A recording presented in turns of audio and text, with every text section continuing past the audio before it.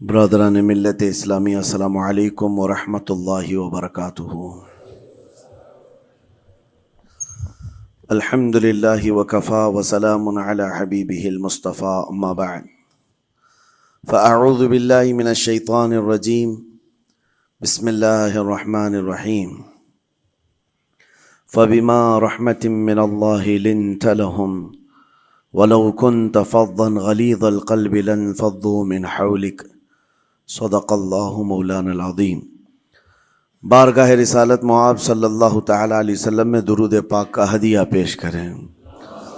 اللہم صلی علی سیدنا و مولانا محمد معدن الجود والکرم وآلہ واصحابہ الکرام وابنہ الکریم وبارک وسلم صلاة دائمة سرمدا ابدا۔ عزیزان گرامی وقار، انسان کو اللہ تبارک و تعالیٰ نے جو خصوصیات عطا کی ہیں، اس میں خاص طور پر زبان اور بیان کی خصوصیت بہت اہم ہے۔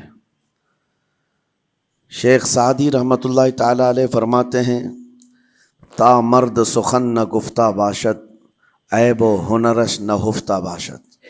جب تک آدمی بات نہیں کرتا، اس کی اچھائی بھی چھپی رہتی ہے، برائی بھی چھپی رہتی ہے۔ انسان اپنے کلام سے، اپنی بات سے سمجھ میں آ جاتا ہے کہ کس کیٹیگری کا ہے، کس لیول کا ہے۔ اس کی گفتگو کے آداب اس کی حقیقت بتاتے ہیں، بلکہ یہاں تک کہ اس کے نسب کا بھی پتہ لگا لیا جاتا ہے اور اس کی تربیت کا بھی اندازہ ہو جاتا ہے۔ حضرت لقمان حکیم سے پوچھا گیا، نیکی کس کا نام ہے؟ تو آپ نے فرمایا، دو چیزیں اور بہت چھوٹی ہیں۔ نیکی دو چیزیں ہیں جو بہت چھوٹی ہیں۔ کہا کیا ہے؟ کہا کہ ملاقات میں لوگ اپنے بھائیوں سے مسکرانا اور نرم گفتگو کرنا۔ ساری نیکیوں کی جڑ ہے یہ، نرم گفتگو کرنا اور لوگوں سے خندہ پیشانی کے ساتھ مسکرا کر ملاقات کرنا۔ لیکن میرے عزیزو، یہ دو چیزیں بناوٹی تو بہت سارے لوگوں کے ساتھ آ سکتی ہیں، اخلاق تصنع جس کو کہتے ہیں، تکلف کے ساتھ بہت سارے لوگوں کے ساتھ آ سکتی ہیں، لیکن حقیقت میں جس انسان کی طبیعت میں یہ دو چیزیں ہونی چاہیے، وہ کب سمجھ میں آتی ہیں؟ اس وقت جو مولا علی کرم اللہ وجہہ الکریم نے فرمایا، کسی انسان کو اس کی حقیقت دیکھنا ہو تو غصے کے عالم میں اسے دیکھو۔ وہ اپنے آپے سے باہر ہوتا ہے یا اپنے مزاج کے خلاف کس طرح بات کو سن کر کے تحمل رکھتا ہے۔ سب سے بڑا پہلوان وہ ہے جس نے اپنے غصے کو کنٹرول کیا اور اپنی زبان پر قابو پا لیا، ورنہ یہ وہ لمحہ ہے جب انسان پھٹ پڑتا ہے، جو دل کے اندر ہے سب کہہ جاتا ہے۔ آپ کو میں بتاؤں، نبی کریم صلی اللہ تعالیٰ علیہ وسلم کے عظیم اخلاق کریمہ، بخاری شریف کی حدیث ہے، حضور مسجد نبوی میں تشریف فرما ہے۔ اس وقت مسجد نبوی، آج ہو سکتا ہے آپ کے ذہن میں جو امیج ہے مسجد نبوی کی، بہت بڑی عالی شان مسجد، لیکن وہ زمانہ نبوی میں اس طرح کی نہیں ہے۔ کچی دیواریں تھی، اوپر چھپر کے چھت پڑے ہوئے تھے اور مٹی کی زمین تھی۔ یہ مسجد نبوی کی شکل اس زمانے میں حضور اکرم صلی اللہ تعالیٰ علیہ وسلم اپنے صحابہ کے ساتھ بیٹھے ہیں۔ ایک دیہات کا رہنے والا شخص آیا۔ ایک بات یاد رکھیں کہ دیہات میں، گاؤں میں رہنے والوں کے اخلاق اور تمیز میں بڑا فرق ہوتا ہے، ان کے ہاں آداب کی کمی ہوتی ہے۔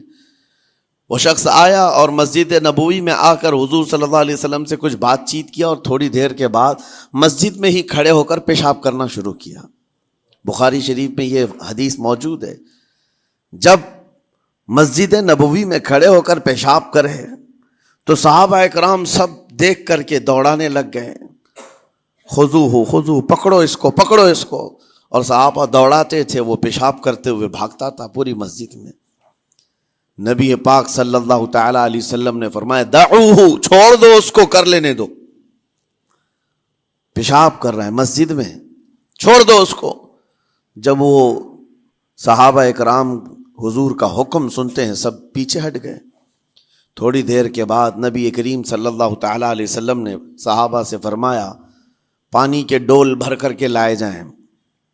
صحابہ سے ہی منگوایا، پانی کے ڈول بھر کر کے لائے گا اور مسجد نبوی کے میدان میں فرش پر بہایا گیا اور صاف کیا گیا۔ اب وہ شخص نہایت ہی ڈرا سہما کھڑا تھا، میرے ساتھ کیا ہوگا پتہ نہیں، میں نے پیشاب کیا، اب مجھے یہ لوگ قتل کر ڈالیں۔ نبی کریم صلی اللہ تعالی علیہ وسلم نے قریب بلایا اور فرمایا، نہایت نرم گفتگو کے ساتھ حضور فرماتے ہیں، یہ اللہ کا گھر ہے، یہاں پیشاب نہیں پیشانیاں رکھی جاتی ہیں۔ بس یہ جملہ ہے، بخاری شریف میں موجود ہے، یہاں عبادت کی جاتی ہے۔ اتنا کہہ کر رخصت ہو گئے، رخصت کر دیا۔ وہ دیہات سے آیا ہوا جو نوجوان تھا یا شخص تھا، باہر نکلتے ہی وہ کلمہ طیبہ پڑھ کر حضور کی غلامی میں شامل ہوا۔ میں نے وہ بلند عالی اخلاق نہیں دیکھے۔ نبی کریم صلی اللہ علیہ وسلم کے بارے میں قرآن کہتا ہے، فَبِمَا رَحْمَةٍ مِّنَ اللَّهِ لِنْتَ لَهُمْ، اللہ کی رحمت سے آپ لوگوں کے لیے نرم ہیں، اس لیے لوگ آپ کے ارد گرد لگے ہوئے رہتے ہیں۔ وَلَوْ كُنْتَ فَظًّا غَلِيظَ الْقَلْبِ لَانفَضُّوا مِنْ حَوْلِكَ، اے رسول اگر آپ سخت دل ہو جائیں تو پھر یہ سب چھٹ جائیں گے، آپ سے دور ہو جائیں گے۔ اس رسول کے لیے جب کہا گیا ہے کہ اگر آپ سخت ہو جائیں تو لوگ چھوڑ کر کے دور ہو جائیں گے، تو ہمارے اور آپ کے لیے کس قدر لہجے کی پابندی ضروری ہے۔ ہاں عزیزان گرام وقار، اپنی گفتگو، اپنے کلام، اپنی بات چیت سے آپ اپنے سلیقے بتاتے ہیں۔ گالی گلوچ کرتے ہوئے جن کی صبح شامیں ہوتی ہیں، ان کو دیکھ کر کے ہی پہچان میں آ جاتا ہے کس گھر سے یہ تعلق رکھتا ہے، کہاں ان کی تربیت ہوئی ہے، کس طرح ان کے آداب سکھائے گئے۔ اسی لیے میرے عزیزو، بچوں کو آوارہ بھی نہ چھوڑ دینا کہ وہ اپنی زبان گلی کوچوں سے سیکھ کر کے جائیں۔ کل کو ہوگا یہ کہ اس کی زبان کی وجہ سے لوگ تمہیں تان و تشنیع کریں گے، اس کا باپ ایسا ہوگا اس لیے بچہ ایسا ہے، اس کی ماں اس طرح ہوگی اس لیے اس کی گفتگو ایسی ہے۔ کیونکہ موسٹلی زیادہ طور پر بچے اپنے ماں باپ کے اخلاق کو نقل کرتے ہیں، ٹرانسفر ہوتی چلی جاتی ہیں۔ ایک بار حضور اکرم صلی اللہ تعالی علیہ وسلم مسجد نبوی سے باہر نکل کر جا رہے ہیں۔ توجہ میرے عزیز ہو، اخلاق کہاں دکھانے چاہیے اور ہماری بات چیت کے انداز ہمیں کہاں ہونا چاہیے، میں آپ کو بتاؤں۔ حضور تشریف لے کر جا رہے ہیں، صحابہ اکرام کھڑے تھے حضور کے اطراف۔ مدینہ طیبہ کی ایک بوڑھی خاتون جس کا ذہنی توازن کھویا ہوا ہے، یعنی وہ دماغی طور پر ڈسیبل ہے، اور وہ آئی جا رہی تھی۔ لوگ جب بھی اس کو دیکھتے راستہ کاٹ لیتے، وہ جس کو بھی پکڑتی تھی سنانا شروع کرتی تھی، جو منہ میں آئے بکنے لگ جائے، اور لوگوں کو تنگی محسوس ہونے لگتی۔ صحابہ نے دیکھا کہ یہ عورت آ رہی ہے، حضور کی طرف آ رہی ہے، سب نے حضور صلی اللہ علیہ وسلم کو گھیر لیا، اس کا راستہ روکنے کے لیے اب آئے گی۔ اور نبی کریم صلی اللہ علیہ وسلم کے پاس اگر زبان درازی کرنے لگ جائے، پاگل عورت ہے، اور بک بک کرنے لگ جائے، حضور پاک صلی اللہ علیہ وسلم کے ادب میں کہیں کمی نہ آ جائے۔ صحابہ کا یہ ہمیشہ اہتمام رہتا۔ حضور اکرم صلی اللہ علیہ وسلم نے دیکھا تو صحابہ سے کہا، ہٹ جاؤ، اس کو آنے دو، ہٹ جاؤ، اس کا راستہ چھوڑ دو۔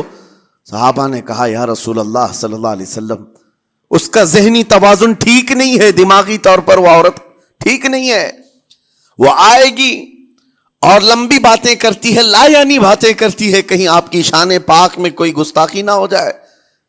صحابہ روک رہے تھے، حضور پاک صلی اللہ علیہ وسلم نے سختی سے فرمایا، ارشاد فرمایا، ہٹ جاؤ، اس کا راستہ چھوڑ دو، مجھے پتا ہے پورے مدینے میں اس کی کوئی نہیں سنتا، میں بھی نہ سنوں تو وہ کس کو سنائے گی، اگر میں بھی نہ سنوں تو وہ کس کو سنائے گی۔ یہ میرے مصطفیٰ کریم صلی اللہ تعالی علیہ وسلم کے دربار عالی جاہ کی وہ بلند اخلاق کریمانہ کی ایک مثال ہے، جس کو خود میرے آقا نے فرمایا، بعثت لأتمم مکارم الاخلاق۔ عزیزان گرامی وقار، لوگوں کے آج حالات ایسے ہیں کہ اچھے لوگوں کے ساتھ اخلاق الگ دکھائے جاتے ہیں، چھوٹے لوگوں کے ساتھ اخلاق الگ دکھائے جاتے ہیں۔ سٹیٹس کا آدمی ہو تو اس کے ساتھ ملنے کے طریقے الگ ہیں، اور غریب کوئی آ جائے، فقیر کوئی آ جائے تو اس سے ملنے کا انداز الگ ہو جائے. یہ نہ ہو. یہ ہم سب کے لیے نصیحت ہے. اسی ممبئی کی سرزمین پر میں آپ کو بتاؤں، ایک ماہم شریف میں بزرگ حاجی صاحب ہوا کرتے تھے، آج سے تقریباً 10-12 سال پہلے کی. وہ کئی لوگوں سے ایک سوال کرتے تھے پکڑ پکڑ کر کے کہ میرا ایک سوال ہے، آپ جواب دیں گے، میرا ایک سوال ہے. کئی علماء سے انہوں نے پوچھا، مجھ سے بھی انہوں نے، جب میں نیا تھا مصر سے پڑھ کر کے آیا تھا، میرے پاس آ کر کہا کافی سالوں سے میرے ذہن میں ایک سوال ہوتا ہے، میں آپ سے بھی پوچھنا چاہتا ہوں. کہا بتائیے کیا ہے. کہا میں حضور سرکار مجاہد ملت رحمت اللہ علیہ کا مرید ہوں. علامہ حبیب الرحمن مجاہد ملت، رئیس اعظم اڑیسہ، جن کے خدمات جلیلہ آج ہو سکتا ہے نئی جنریشن کو نہ معلوم ہو. ان کا لقب ہے مجاہد ملت، جنہوں نے سنیت کی بقا کے لیے اپنا تن من دھن سب قربان کیا تھا. وہ مجاہد ملت عظیم بزرگ ولی کامل ہے. یہ حاجی صاحب کہتے ہیں کہ میں ایک نارمل آدمی تھا، کڑیا تھا، یعنی گھر بنانے کا کام کرتا تھا. جب وہ ممبئی تشریف لاتے تو دوڑ کر کے ہر جگہ سے لوگ ملنے آتے. میں بھی گیا تھا، اور اس وقت میں جوان تھا. حضور مجاہد ملت رحمت اللہ علیہ کی بات وہ بتا رہے ہیں کہ لوگ لائن لگا کر کے مصافحہ کر رہے تھے، مل رہے تھے. جب مل رہے تھے تو پھر میرا نمبر آیا، میں ملنے کے لیے گیا. بزرگوں کے سب ہاتھ چومتے ہیں، یہ ہمارے سنیوں کے طریقے ہیں.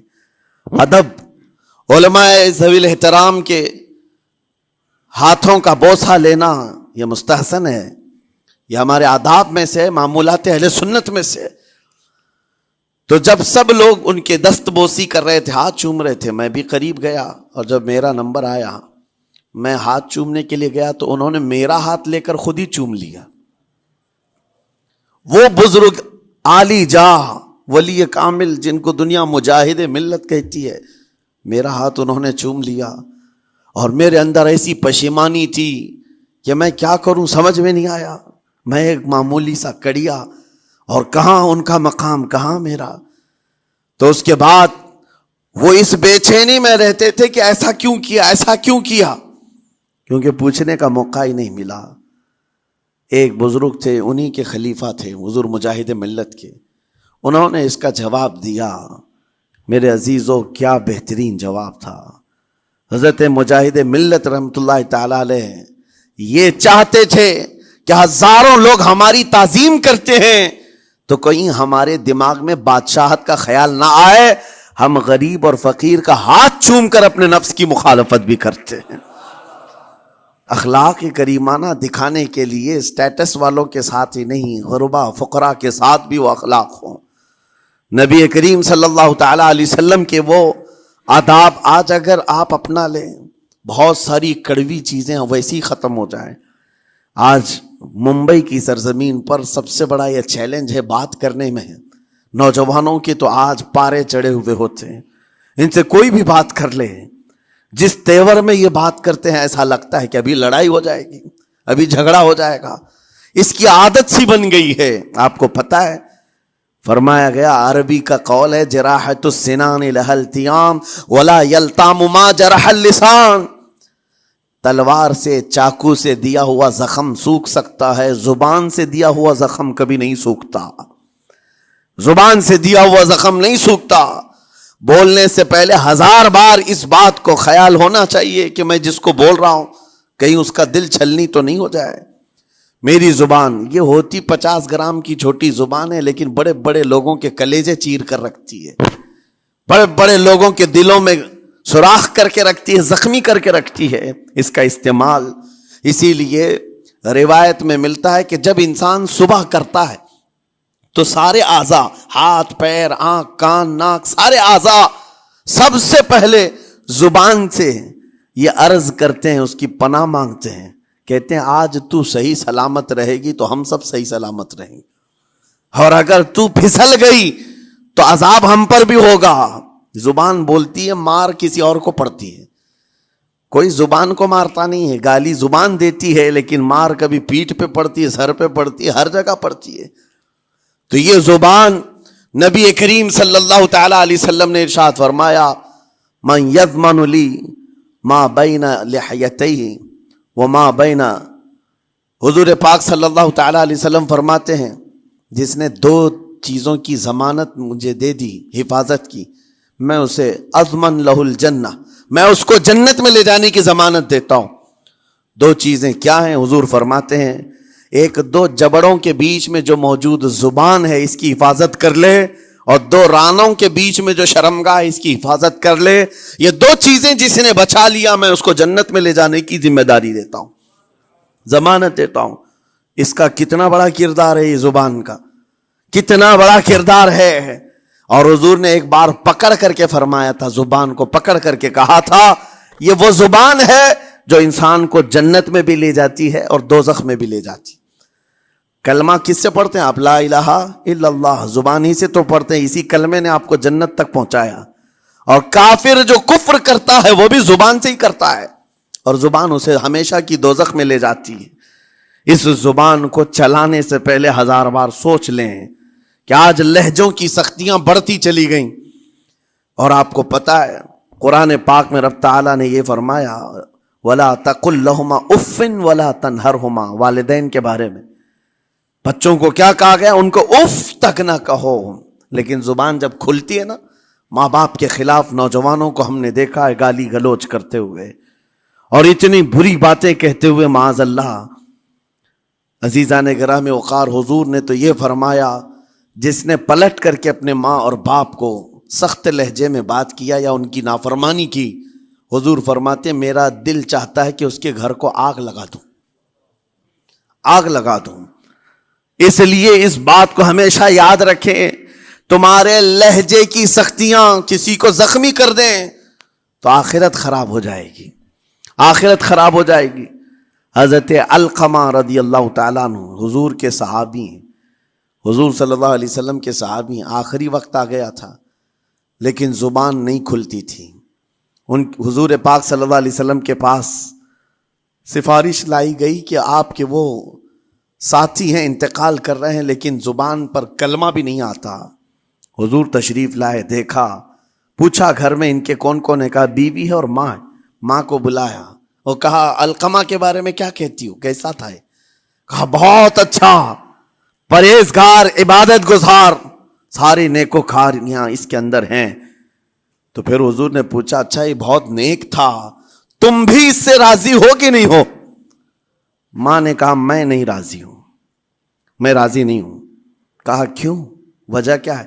کہا یا رسول اللہ میرا اکلوتا بیٹا، میرا تنہا بیٹا تھا، بڑی محبتوں کے ساتھ اس کو پالا تھا، اور جب میں نے اس کی شادی کی اپنی بیوی کو لایا، اور جب بیوی گھر پر آ گئی تو میری بات کو ہلکے میں لیتا، اپنی بیوی کی بات کو فوقیت دیتا، ترجیح دیتا۔ اور اس وقت غالباً یہ باتیں تھی کہ زبان سے کوئی کلمہ ان کے نکلا ہوگا جو بیوی کی حمایت میں تھی، ماں کو تکلیف پہنچ گئی۔ کہا میرا دل گوارا نہیں کرتا، میں اس سے راضی نہیں ہوں، باقی وہ بہت نیک بندہ ہے، بہت اچھا ہے۔ حضور نے فرمایا دیکھو زندگی کے آخری پڑاؤ پر آ چکا ہے، روح نکلنے کو ہے، معاف کر دو۔ وہ بھی صحابیہ تھی، انہوں نے کہا آقا آپ کا حکم ہے یا مشورہ ہے؟ اگر حکم ہے تو پھر ماننا ہے۔ حضور نے فرمایا نہیں، حکم نہیں، مشورہ ہے۔ کہا مشورہ ہے تو پھر دل نہیں چاہتا، دل نہیں چاہتا۔ حضور نے فرمایا صحابہ سے کہ لکڑیاں جمع کرو، آگ لگاؤ اور انہیں اٹھاؤ، آگ میں ڈال دو۔ آگ دہکائی گئی تو ماں کی ظاہر سی بات ہے ممتا بے چین ہو گئی۔ کہا ان کو میرے سامنے آگ میں ڈالیں گے؟ کہا ہاں، اس سے بہتر ہے کہ وہاں جلے گا، یہاں جلے۔ وہ ماں کہتی آقا آپ گواہ ہو جائیں، میں اپنے بیٹے کو معاف کرتی ہوں۔ ادھر معاف کیا، ان کی زبان پر کلمہ طیبہ جاری ہوا۔ میرے عزیزو یہ بتانا مقصود اس لیے ہے کہ زبان سے دیے ہوئے زخم خواہ والدین کو ہو، یہ معمولی نہیں ہوتے۔ ہو سکتا ہے آخری وقت تمہاری زبان بند ہو جائے اور کلمہ طیبہ بھی نہ جاری ہو، زبان کھلنے بھی نہ لگے، یہ حالات آ جائیں گے۔ اس لیے اپنی زبان کا کنٹرول برقرار رکھو، کس سے کیا کہنا ہے۔ ابھی میں اس کا دوسرا پارٹ بھی بتاتا ہوں زبان کے استعمال کا۔ یہ نرمی لہجے کے اندر ہونا بہت ضروری ہے، لیکن کچھ جگہوں پر سختی کی اجازت ہے، لیکن وہ مقامات الگ ہیں۔ نرم لہجہ حضور پاک صلی اللہ تعالی علیہ وسلم کے فرامین میں سے ہے۔ ایک بات بڑی بغداد مقدسہ میں نے ایک ولی پاک کی زیارت کی، ان کے آستانے پر بھی میں نے ابھی بیان کیا تھا۔ حضرت بہلول دانا مجذوب بزرگ تھے، اور بغداد کی گلیوں میں کہیں پر بھی بیٹھ جاتے تھے، اور جو جانکار تھے وہ سمجھتے تھے اللہ والا بندہ ہے۔ مجذوب کس کو کہتے ہیں؟ جس کی یاد الہی میں عقل فنا ہو گئی، ختم ہو گئی، اللہ کے ذکر میں اور اللہ کی یاد میں اپنے آپ کو فنا کر دیا ہے، اس کے اوپر شریعت کا قلم نہیں۔ ظاہر سی بات ہے شریعت کے سارے احکام اس پر ہیں جس کی عقل سلامت ہے۔ عاقل ہو، بالغ ہو تو نماز فرض ہے نا، عقل ہی نہیں ہے تو وہ مجذوب ان اولیاء کو کہتے ہیں۔ لیکن ان کے بارے میں حدیث میں ہے، اللہ کے نبی نے فرمایا وہ ایسے بندے ہیں کہ اگر اللہ کو قسم دے دیں کسی بات کی، اللہ ان کی قسم پوری کرتا ہے۔ وہ بہلول دانا بیٹھے ہوئے تھے، بغداد کا ایک مشہور تاجر تھا، لیکن خستہ حال تھا، بہت نقصان اٹھا چکا تھا، خسارے میں چل رہا تھا، بزنس پورا لاس میں، اور وہ پریشان حال بہلول دانا کے پاس آیا، گڑ گڑایا، کہا کہ حضور مجھے بچا لیں، رحم کر لیں، میں تاجر ہوں، لٹ گیا ہوں، لاس میں ہوں، کچھ آپ فرما دیں، میں کیسے اس بھنور سے نکلوں۔ بہلول دانا نے دیکھا، کہا ٹھیک ہے کچھ پیسے بچے ہیں؟ کہا ہاں ہے، وہ بس اتنا سرمایہ ہے کہ مال لیتا ہوں پھر بیچ دیتا ہوں، نفع نہیں ہوتا۔ بہلول دانا نے کہا ایک کام کر، کالا کپڑا جتنا ملتا ہے سب خرید لے، پورے شہر سے کالا کپڑا جہاں جہاں مل جائے سب لے کر اسٹاک کر لے۔ کہا جی حضور آپ نے جیسا فرمایا۔ گیا، جتنا سرمایہ تھا سب لگا دیا، کالا کپڑا خرید کر ایک جگہ اسٹاک کر دیا۔ اللہ والے کا حکم تھا، لیکن ہوا یہ کہ بغداد کا معمول تھا، 8 دن گزرے نہیں تھے کہ وہاں وقت کے حاکم کا انتقال ہوا، اور جب حاکم کا انتقال ہوتا تو شہر کے جتنے بڑے لوگ ہوتے، رئیس لوگ، وہ اس کے سوگ میں، اس کے غم میں کالا کپڑا پہنتے تھے، اور کالا کپڑا سوائے اس تاجر کے کسی کے پاس نہیں تھا، اور سارے بڑے لوگ پیسوں سے اس کے پاس کالا کپڑا خریدنے آئے، یہ منہ بولے قیمت پر، جیسے تیسے جتنی قیمت پر بولے سب خرید کر لے جاتے، اور پل بھر میں ایک دن کے اندر وہ بہت بڑا کروڑ پتی بن گئے، بہت مال آ گیا۔ یہ بات یاد رکھیں، اللہ مال دیتا ہے، اس کے بعد پھر آزمائش بھی ہوتی ہے۔ مال اتنا آ گیا، اب لے کر کے مستیاں تھیں، چند دن گزرے، ظاہر سی بات ہے مال کو بڑھانے کی تمنا ہر ایک کی ہوتی ہے، کوئی یہاں پر اینڈ کرنے والا نہیں ہے دنیا میں، چاہے اس کا بزنس اربوں پر بھی پہنچ جائے، اسے آگے پہنچنا ہے۔ چند دن گزرے تھے، 8-10 دن، پھر آیا حضرت بہلول دانا کو ڈھونڈتے ہوئے، ایک جگہ میدان میں یہ مجذوب بزرگ بیٹھے مل گئے، آیا اور کہا او دیوانے بتا اب کیا خریدوں، پیسہ بہت ہے ابھی میرے پاس، بتا دیوانے اب کیا خریدوں۔ انہوں نے دیکھا، کہا کہ لہجہ تو بدلا ہوا ہے، پیسہ بہت زیادہ تھا، کہا کہ ٹھیک ہے کوئی بات نہیں، اللہ والوں کو ان سب چیزوں سے کوئی لینا دینا نہیں۔ آپ نے کہا مال جتنا ہے تیرے پاس سب لے کر کے خربوز خرید لے، تربوز خرید لے، جس کو کلنگڑ کہتے ہیں، تربوز پورے خرید لے۔ اس نے کروڑوں کی جائیداد پورے تربوزوں میں لگا تھی، سب تربوز خرید کر سٹاک کر دیا ایک جگہ، اور اس کے گمان میں یہی تھا کہ چند دن گزریں گے، کوئی ایسا ہی حادثہ ہوگا جب تربوز منہ مانگی قیمت پہ لوگ خریدیں گے اور میں بیچوں گا۔ پورا مال تربوز میں لگایا، 2 دن 4 دن 6 دن 8 دن گزرے، کوئی حادثہ نہیں، ادھر تو تربوز سڑنے لگ گئے، وہ تو زیادہ دن سٹاک نہیں کیے جا سکتے، سڑن شروع ہو گئی، پھر تھوڑے دنوں کے بعد پورے کے پورے سڑ گئے، کروڑوں کا مال تربوز میں سڑ کے چلا گیا۔ وہ کچھ بھی نہیں سکا، کچھ نہیں کر سکا، واپس چیختا چلاتا اسی حالت میں آیا، پہلے سے بھی زیادہ بدتر حالت میں آ گیا ہوں۔ دوڑتے ہوئے آیا، حضرت بہلول دانا کو ڈھونڈتے ہوئے، کہاں ہیں؟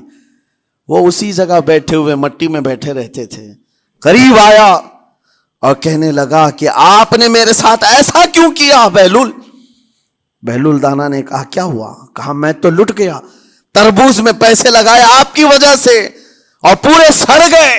بہلول دانا نے کہا میں نے تو کچھ نہیں کیا، پہلے تو تجھے نفع ملا تھا وہ تیرے لہجے کی وجہ سے، اب خسارہ ہوا ہے تیرے لہجے کی وجہ سے۔ پہلے جو آیا تھا بات کرنے کے لیے اس وقت تیری تمیز الگ تھی، تیری تہذیب الگ تھی، اخلاق الگ تھی، گڑ گڑا کر کہا تھا کہ میں لٹ گیا ہوں آپ رحم کر دیں۔ دوسری بار آ کر کے کیا کہا؟ او دیوانے بتا کیا خریدوں؟ لہجہ بدل گیا تو پوری حیثیت بدل گئی۔ زبان ہماری اونچائی پر بھی لے جاتی ہے اور نیچے بھی لے آتی ہے۔ اس بات کو ہمیشہ ملحوظ رکھیں کہ اس زبان سے بہت سارے لوگ نفع بھی اٹھاتے ہیں، بہت سارے لوگوں کو نقصان بھی ہوتا ہے۔ لیکن ساتھ میں یہ بات بھی عرض کروں، نرم گفتگو کرنے کا عادی ہر ایک کو ہونا چاہیے، نرم گفتگو کرنے کا عادی ہر ایک کو ہونا چاہیے، اس کی نیکیوں کی علامت ہے، اس کے اخلاق کی علامت ہے۔ لیکن ساتھ میں امام شافعی رحمۃ اللہ تعالی علیہ نے یہ بھی فرمایا، چاہے جتنی بھی نرم طبیعت ہو انسان کی، اللہ اور اس کے رسول کے لیے غیرت ہونی چاہیے۔ اللہ اس کے رسول کے خلاف بات سنے تو پھر نرم لہجے کا استعمال نہ کرے، پھر وہ بزدلی کہلائے گی، وہ بزدلی کہلائے گی۔ آج میں ایک بات یہ بھی بتا دوں، بہت سارے لوگ یہ سمجھتے بھی ہیں۔ ابھی چند دن قبل میں ماررہ مطہرہ میں بیان کیا اخلاق کے، اولیاء اکرام کے مذہب و مسلک پر، اور پچھلے 15 سالوں سے میں نے بہت سارے خطابات کیے ہیں اخلاق پر، معاشرے کی برائیوں پر، لیکن ابھی چونکہ چند دنوں میں جلسے پروگرام بہت سارے ہو گئے اور عظمت ناموں سے رسالت پر زیادہ گفتگو ہونے لگی، تو لوگوں میں ایک امیج الگ بیٹھی ہوئی ہے۔ اور ابھی ہم نے اخلاق حسنہ پر گفتگو کیا کی 8 دن پہلے، ایک بزرگ نے مجھ سے پوچھا ایسی بھی تقریر کرتے ہیں آپ ایسی بھی تقریر کرتے ہیں، یعنی نرم گفتگو بھی کرتے ہیں؟ مطلب یہ ہے کہ ہماری امیج ایسی بنا کر رکھیں کہ ہم ہر وقت چلاتے ہی رہتے ہیں، ہر وقت للکارتے ہی رہتے ہیں۔ میرے عزیزوں، میں یہاں پیغام دینا چاہتا ہوں، ہم قرآن کے اس آیت پر عمل کرنا چاہتے ہیں جو مولا نے فرمایا اشداء علی الکفار رحماء بینہم، مومنین کی شان ہے، صحابہ کی شان ہے، وہ کافروں پر سخت ہوا کرتے ہیں اور مومنوں کے لیے نرم دل ہوا کرتے ہیں۔ زبان کی نرمی ایمان والوں کے لیے ہے، زبان کی نرمی محبت مصطفیٰ کے لیے ہے، عاشقان مصطفیٰ کے لیے ہے، ساتھ میں زبان کی سختی کفار و مشرکین کے لیے ہے، گستاخان رسول کے لیے ہے۔ اور اگر یہ چیز نہیں آئی تو پھر آپ سمجھ لیں نیک اس وقت نہیں کہلائے گا آدمی۔ بعض لوگوں کو ایسا لگتا ہے نرم بات کرنا چاہیے، نرم گفتگو، بالکل صحیح ہے، یہ اخلاق ہے، لیکن اگر ایسے مقامات پر جہاں تمہارے نبی کو کوئی گالی دے رہا ہو، رب کی شان میں کوئی بھونک رہا ہو، اس وقت تم کہو کہ اخلاق ہے، نرم بات کرنا چاہیے، یہ بے غیرتی ہے، یہ بے غیرتی ہے۔ تمہاری بیوی کو اگر تمہارے سامنے کوئی چھو دے اور اس کے بعد تم ہنس کر کے اس سے کہو ٹھیک ہے جائیے صاحب، آپ کو کہا جائے گا بے غیرت آدمی، بے غیرت آدمی ہے۔ انسان کو اپنی بیوی، اپنی بیٹی، اپنی ماں پر بھی غیرت ہوتی ہے، وہ سنتا نہیں ہے، یہ پیدائشی ہے، فطرت ہے انسان کی۔ اور مومن کی شان یہ ہے سب سے بڑی غیرت اس کے لیے اللہ اور اس کے رسول کے لیے ہوا کرتی ہے۔ اللہ اور اس کے رسول کے لیے ماں اور باپ کو گالیاں ایک وقت میں برداشت کر بھی لے جائے، لیکن اللہ اور اس کے رسول کی شان میں وہ ہرگز برداشت نہ کرے، یہ ایمان کی علامتوں میں سے ہے۔ بہرحال میں نے زبان کے دونوں استعمال آپ کو بتائے، سخت لہجے بھی ہیں، نرم لہجے بھی ہیں، لیکن جب آپ کا پالا کسی گستاخ سے نہ پڑے تو ہمیشہ نرم گفتگو کرنے کے عادی بنے۔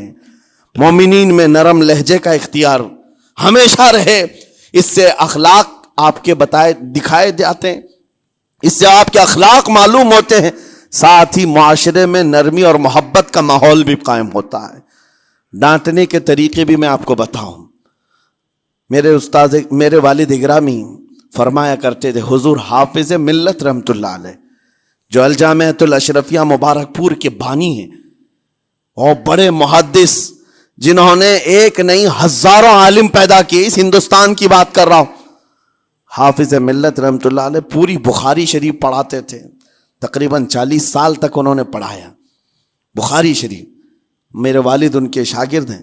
فرماتے ہیں جب وہ بہت زیادہ ناراض ہو جاتے کسی سے، ڈانٹنا ہوتا، ہر استاد بچے کو ڈانٹتا ہے، کبھی کچھ بچہ نافرمانی کر جائے یا مزاج کے خلاف بات کرے تو استاد ڈانٹتا ہے. تو حافظ ملت رحمۃ اللہ علیہ اگر کسی شاگرد کو ڈانٹتے بھی غصے میں تو کہتے ہیں اے جنتی کیا کر رہا ہے. کہتے ہیں اگر یہ جملہ قبول بھی ہو جائے تو بچہ جنتی ہو جائے. لہجے کی یہ استعمالات اولیاء سے سیکھو میرے عزیزو. غصے پر کنٹرول اس وقت تمہارے اخلاق معلوم ہوتے ہیں جب تمہارا غصہ عروج پر ہوتا ہے، اس وقت تمہاری حقیقت لوگوں کے سامنے آتی ہے. وہ اپنے شاگردوں کو ڈانٹتے بھی تو جنتی کہہ کر ڈانٹتے ہیں، یعنی کوئی گالی نہیں ہے، کوئی برے کلمے نہیں ہیں، بلکہ ایسا جملہ ہے کہ اگر قبول بھی ہو گیا استاد کی زبان سے، اس کی تو زندگی وصول ہوگی، اس کا بیڑا پار ہو گیا. ہمارے درمیان ماں باپ کو بھی یہ چاہیے کہ بچوں کو کس طرح کے اخلاق آپ دے رہے ہیں. گفتگو کرنے کے متعلق قرآن میں اللہ تعالیٰ نے آداب بتائے ہیں. جب آپ گھروں کے اندر موجود ہوں تو بچوں کے سامنے کس طرح کی گفتگو کیا کریں گے، کیسی بات کریں گے. شوہر اور بیوی جس طرح کی باتیں کر رہے ہیں بچے کے دماغ میں وہ پورا کا پورا چھپتا ہے، ٹرانسفر ہوتا ہے. اسی لیے کہا گیا ایڈلٹ گفتگو کبھی بھی بچوں کے درمیان نہیں کی جائے گی. جو میچورٹی میں نہیں ہے ان بچوں کے سامنے ماں اور باپ بیٹھ کر کے کلام بھی نہ کریں، بات نہ کریں.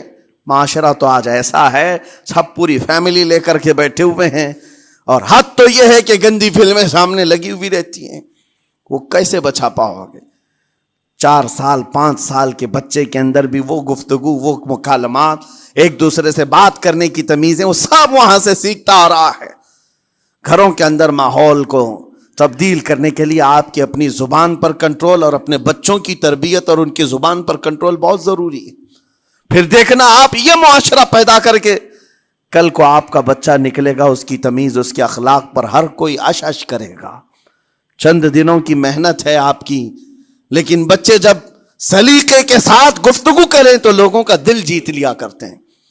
بات کرنے کے آداب ایسے ہیں کہ لوگ دل جیت لیا کرتے ہیں.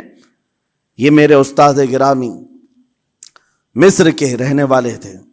جب خطابت ہمیں سکھا رہے تھے گفتگو کرنے کے آداب، تقریر کرنے کے آداب، تو ایک امام غزالی کا قول تھا کلم الناس علی قدر عقولہم، لوگوں سے ان کی عقل کے مطابق بات کرو. اس پر وہ سمجھاتے ہوئے ہمیں ٹریننگ دیتے تھے اور کہتے تھے کہ تمہارے پاس آنے والے کئی طرح کے لوگ ہوں گے. اگر تم امام ہو، اگر داعی ہو، خطیب ہو، مقرر ہو، کوئی غریب گھر سے، کوئی بڑے امیر گھر سے، کوئی پڑھا لکھا آئے گا، کوئی جاہل ہوگا، کوئی بدتمیز بھی ہوگا، کوئی نیکوکار، کوئی گنہگار، سب طرح کے مکس مجموعہ تمہارے پاس ہوگا.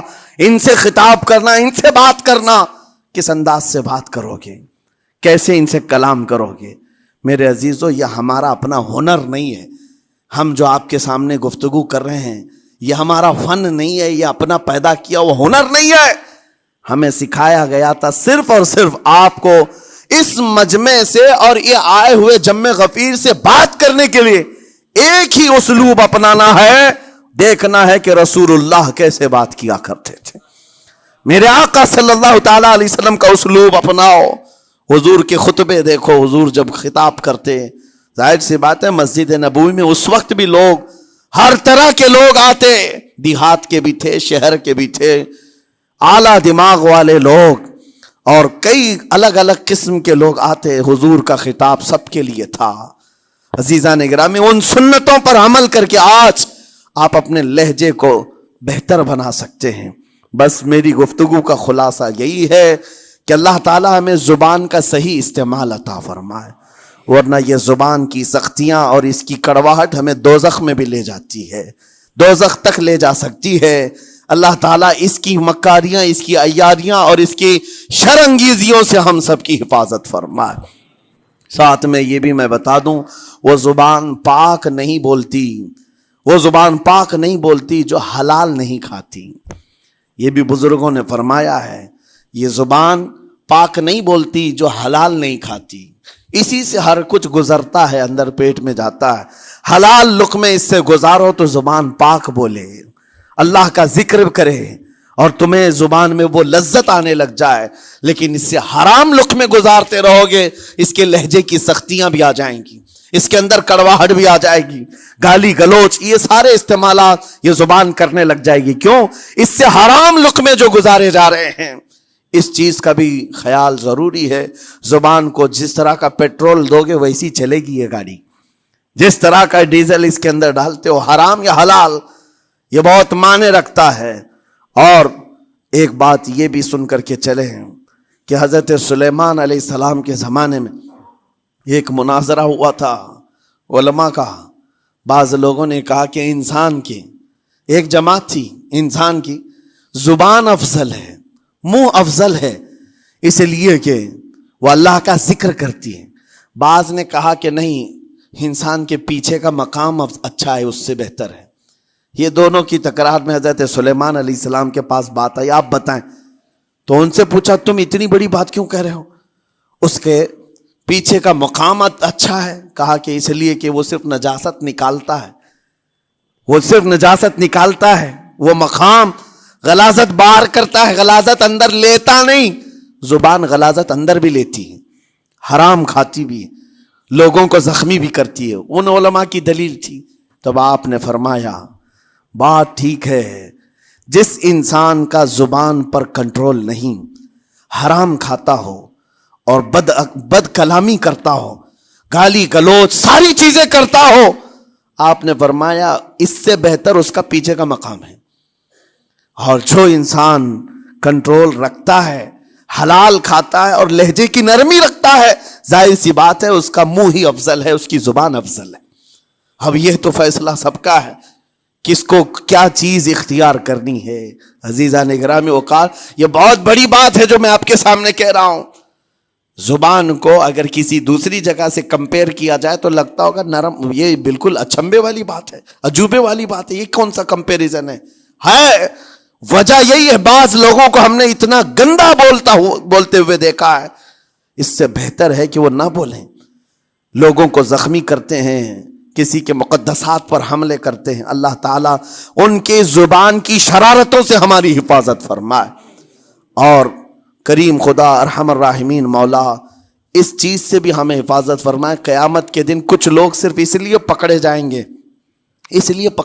گے کہ وہ کچھ نہیں بولتے تھے، لیکن وہ جن کے ساتھ رہتے تھے وہ بولتے تھے، وہ لوگ بولتے تھے، اور ان کی وجہ سے یہ خاموش رہنے والا جو ساتھ میں تھا اسے بھی جہنم میں لے جایا جائے گا.